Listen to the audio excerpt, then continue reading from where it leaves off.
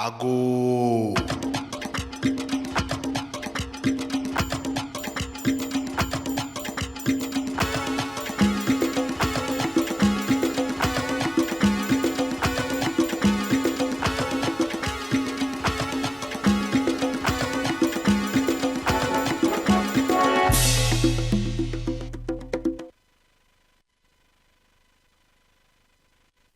Ago.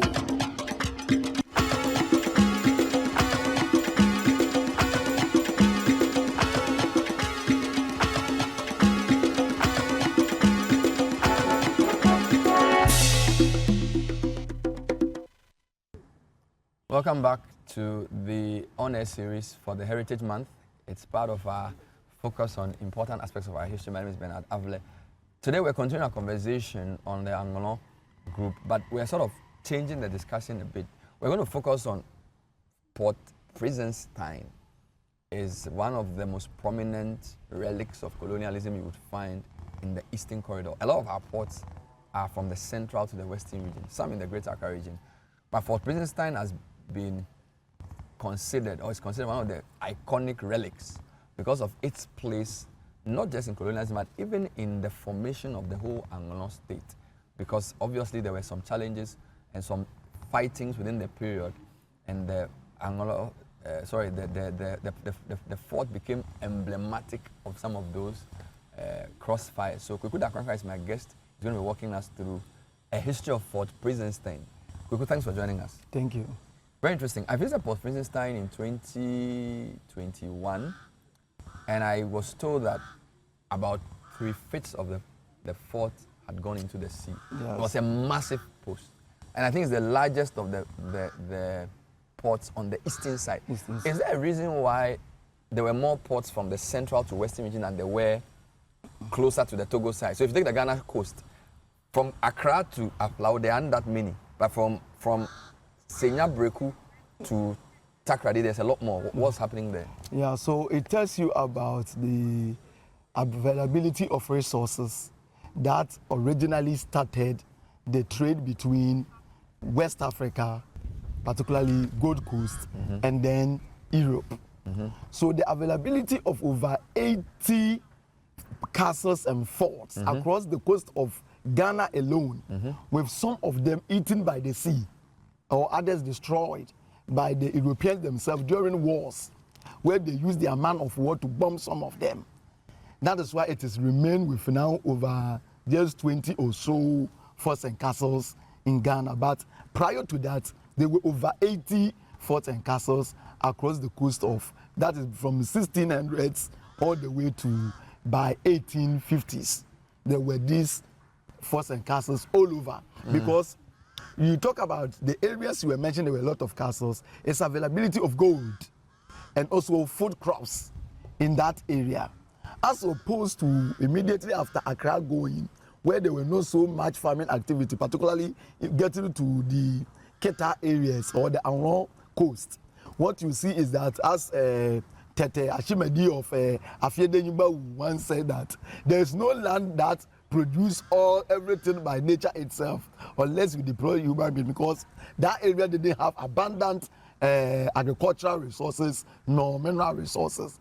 And that is why later on, that coast all the way from Keta River or the Water River hitting the sea all the way to Benin will be called the slave coast, because the major activity then became trading in human beings, because they didn't have abundant agricultural and mineral resources, as opposed to the coast all the way from Half Asinin all the way to Accra.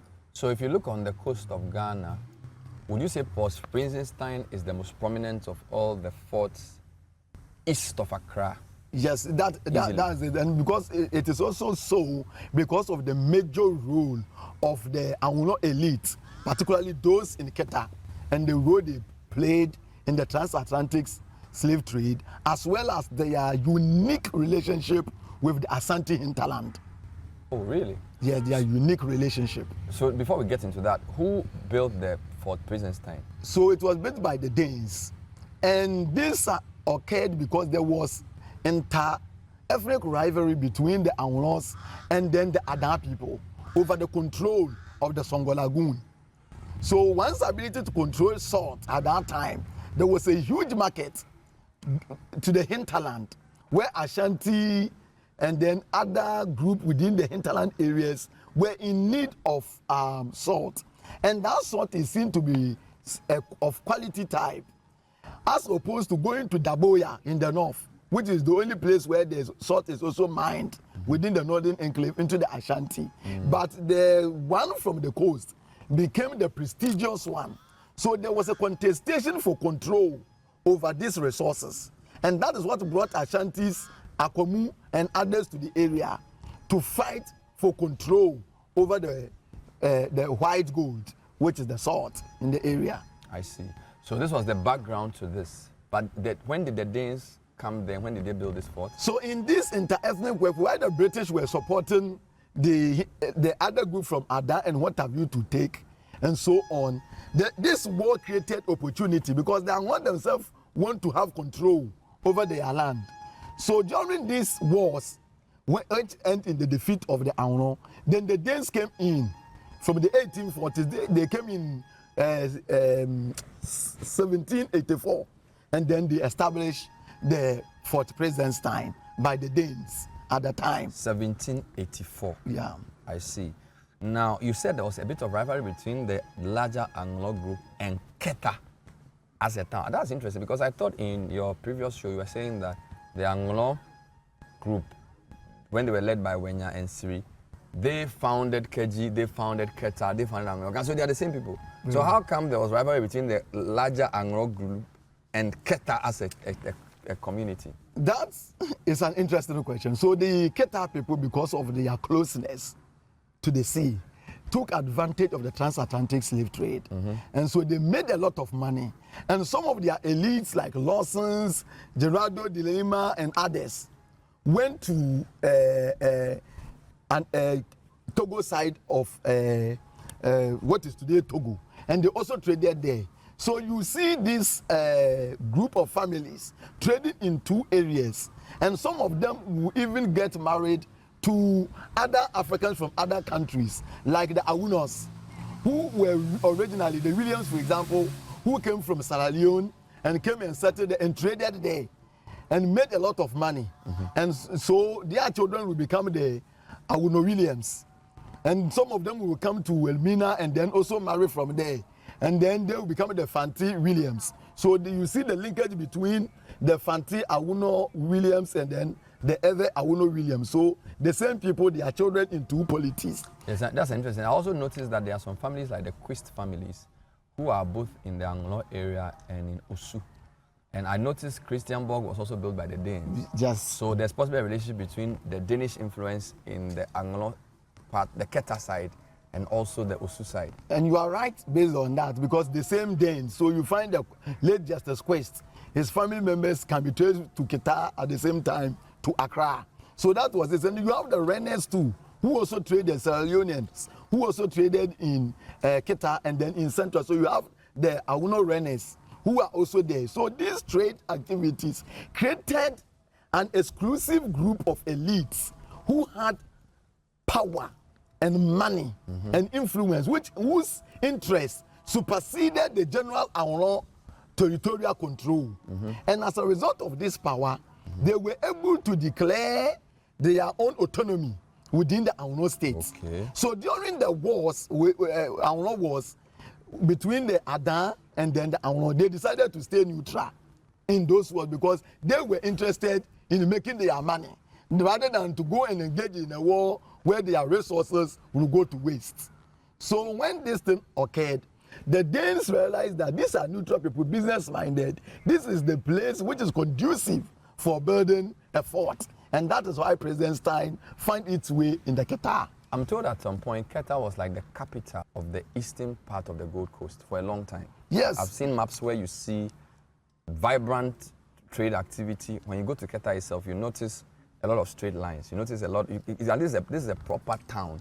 Yeah. In the 19th century. Yes, in fact, some of the business enterprises and others have been eaten by, if I use late Professor Wuno's word, they eat our land. So you realize that some of them have been buried by the activities of the heavy waves. So that place became a hub, a business hub within the southern Ewe community. And what it created is that there were businessmen coming from the Ashanti hinterland, some from Elmina, who came to build businesses. So there were officers, people like businessmen from Infanti businessmen, even open their offices. Their Keta headquarters. Yes, headquarters for the trade there, particularly trade in palm oil and other things that they were passing through the area. And so this created a capital as a hub, a commercial area within the Anlo community. But this did not only stop the fire in the Anlo group. One of the things is that even just 5 years after the building or establishment of the Fort Prinzenstein, an issue even occurred where one of the elders, Danjuma, also was killed because of issue that happened between the Keta people or the Anlo people and the officials in the fort, which led to a killing of this man. And this led to the Ewes or the Anlo people coming to besiege the place for the killing of one of their own. And what was the issue about? One of the chiefs, Jokoto Oso, was selling firewood to the Fort Prinzenstein. And then when this guy went to make skirmishes, one of them was arrested, and this Danjuma was killed. And Anlos took offense, and then they staged a rebellion. And it might shock you even today that the Anlo could even put up over 6,000 to 7,000 warriors to go and fight against the, how do you call it, the Danes. So their friendship was not just where you would say that there was a total power of the Danes over the Anlo. No. There was some understanding between the two groups. As you can see, most of other books talk about the fact that the Anlos are warrior people, always ready to engage when their right is being infringed upon. So we see this situation in the relationship between the Danish castle of Prinzenstein and their Anlo neighbors within that friendship. Wonderful. We'll take a break. We're on the on-air series for Heritage Month, and today we're looking at the Fort Prinzenstein, but we're using that to really discuss. So we learned a few things that the Keta group, because of the trade and the commercial nature of the place, they felt they were a bit different from the original Anlo group, or sort of. They even had some fights. And of course, there was also fights between the Anlo and the Ada over the control of the Songo Lagoon, the role of the Danes in building Fort Prinzenstein, and how later on, when we come back, we'll talk about how it was taken over by the British, its role in the slave trade with towns like Atoko within that area, and then what has become of it now as economic activity moved westwards. This is Citi TV and Citi FM. We'll be right back. Ago.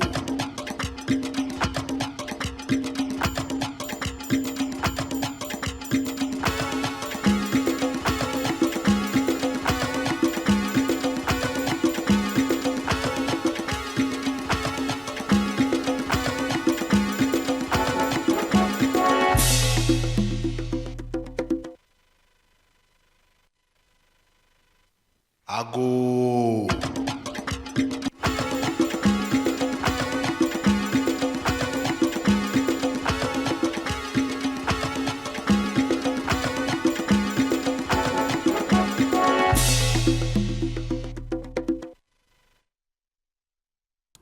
Welcome back to our on-air series. We're talking about Fort Prinzenstein, built in 1784 at Keta.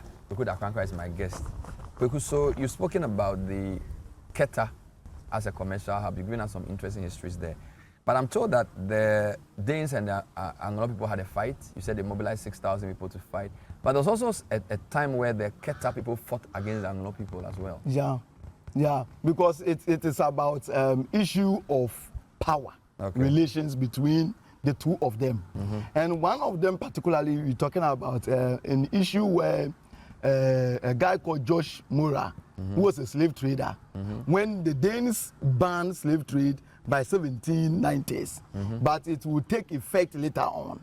So when these Portuguese came to purchase human beings, And there was a confrontation that he even shot the governor of the Prinzenstein called Hesse.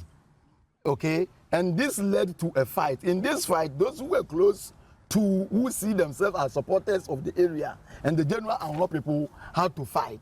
So Hesse is a Danish name? It's a Danish name, yeah. Sergeant J.C. Hesse, Commandant of Fort Prinzenstein. I see. So in this one, so the fight got escalated so much that even the late governor there, who was there called Schmidt, Harry Schmidt, had to even flee from the fort. Wow. Okay, and move all the way to Fort Crevacol, which is now James Fort or Usher Fort. I'm even mixing it up. One of the Usher Forts have to flee. But what even saved him was the French man of war was around there, and that shot and destroyed the Qatar township as a result of this confrontation between them. So you see that the Anlos have, the Qatar people have always sought to maintain their economic interest within the general ideals of the Anlo group. And this is bound to occur when there's a capitalist intentions of certain group of people to create their own autonomy. And these traders, some of them were chiefs. And there were other prominent ones, the list that we can talk about. Yeah. Some of the prominent traders that were there. There's a date I find interesting. So Qatar town was destroyed 23rd October 1847. Yeah. Now 1847 is interesting for me because that was also the year that Lawrence Wolff, who was a German missionary, left Osu to Peki to preach his first sermon and start what's now the EP Church. So I'm quite interested. It's interesting that when he started the EP Church in Peki in 1847, he didn't win a lot of souls. And he sort of set up a mission, and then he would set up two posts, one at Waya and the other at Keta. And I'm told that the first proper convert he got was from Keta. Yeah. So it's quite a coincidence that the fort was the Keta town was destroyed in 1847. Of course, it was a few years later after that Wolf would send a mission to Keta. But I thought that was interesting. The same 1847. So if you go to the AP Church, they will say the church was founded November 10, 1847. The same year that this violent confrontation occurred. Two different things happening on the same date. Quite interesting as well. All right, now, so eventually the Danes will sell the fort. Yeah, they will sell the fort because they were making losses across board. So they decided to sell all their properties, okay, to the British at £10,000 all over. So they sold the Cape Coast one, they sold Christabel Castle, the one in Shama, and other properties that they own to the British. So when I went to Fort Prinzenstein, the tour guide said to me that a lot of slaves from Togo, Benin, Nigeria were shipped. So basically they were saying that Elmina Castle was the western corridor or the western exit. And then Fort Prinzenstein was the eastern exit. So a lot of slaves from the eastern side were brought to a town called Atoko, where they were resold and then sold through the fort. I don't know whether you have that. So what it is that you have to look at the great routes, those coming from Ashanti to the Volta Enclave, and those coming from the Eastern Corridor, that is from the Dahomey or Your Kingdom. They also have some forts there. But Prinzenstein played a critical role because of its strategic position. So you find people coming from those slave traders from Abome, Kavi, and then all those areas in Gen areas, all coming to Keta to engage in trade, because some of the families at Keta were the same businessmen who were also operating at that place. So you find Gerardo de Lima in the works of Lawson's in those areas operating at the same time at Keta as they are operating in the Togo coast as well as the Benin coast at the time. So they were channeling the slave route all the way from there, this human cargo from there to Keta and so on. And then the Ashanti group, who also found Keta very strategic, because in their wars to take over the northern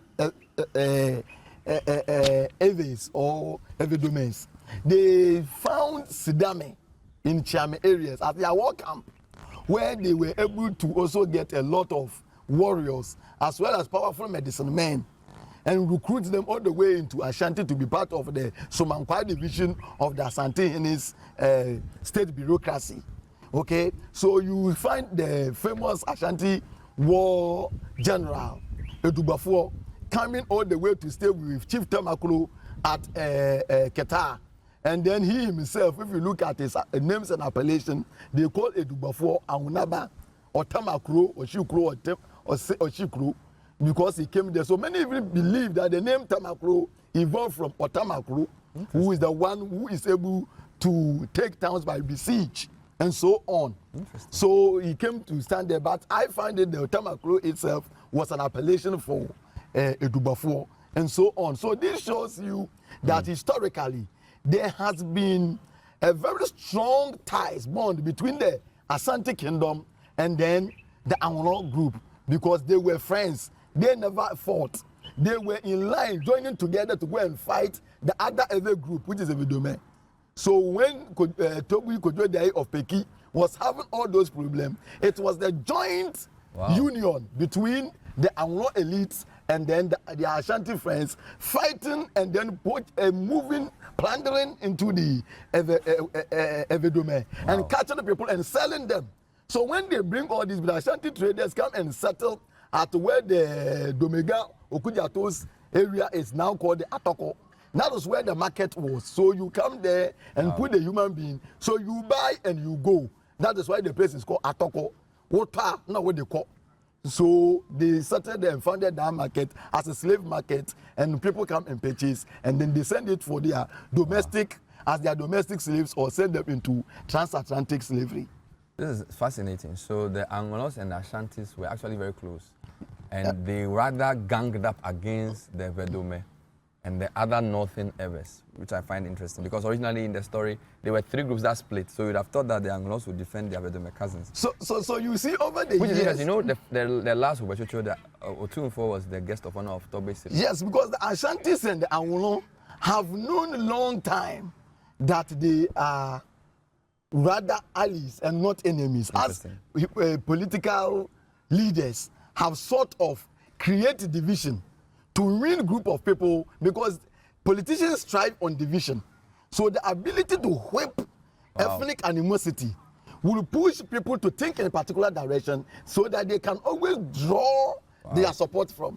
But the traditional authorities, they know these historic linkages between them, okay, that bonded them. So if for anything at all, it should be northern Evedomes who should have problem not only with the Asantis but with the southern Anlo, who were in collusion against their interests historically. So we are told in 1850 the fort was sold to the British for £10,000. And then Anlo technically came under British rule. So from Danish, so very similar to Christianborg Castle. Yeah. So the Danish sold all their interest to the British. It was all at the same time. So if you look into the history of wherever the Danish properties were, when they sold it, that same date was the date all the changes took place across the coast at the time. I want to look at some of the names of the Anglo slave traders, and I have friends with such names. So influential Anglo slave traders included Tamaklo of Buti. Buti, yes. Bomiklo of Alakple. Yeah. Ajololo. Jerry Ajololo. Ajololo and Dokuchu of Atoko. Yeah. Bojo of We, John Tay. Yeah, Tay. Of Jelukofe and Azaho, and Potaki and Ahosi of Tegbi.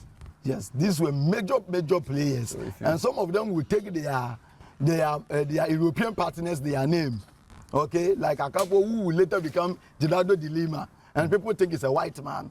So you see all these people. In fact, Chief Akolache was also a major slave trader in all these things, in addition to some of these names. Wow. So you see their children.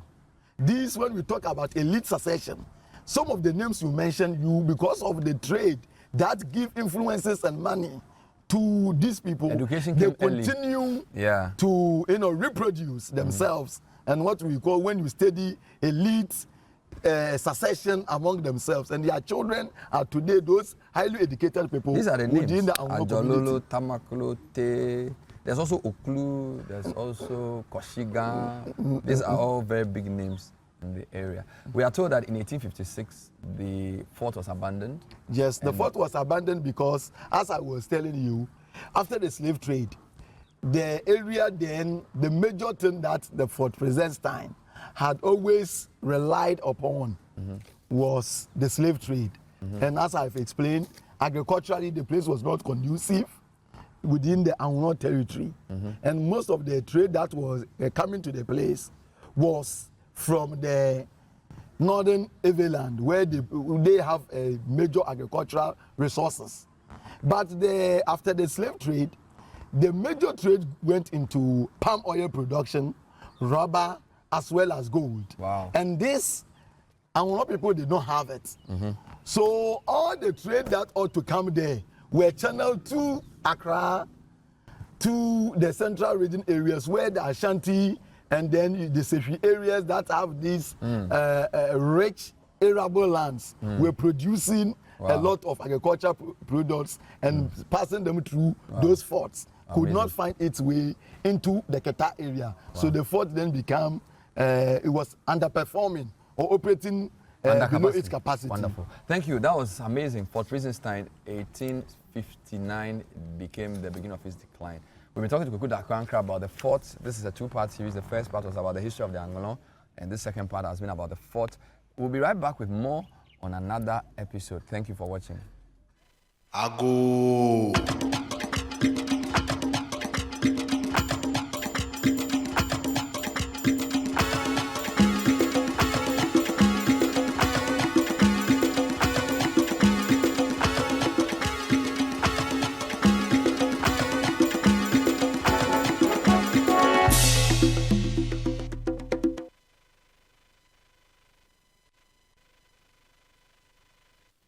Ago.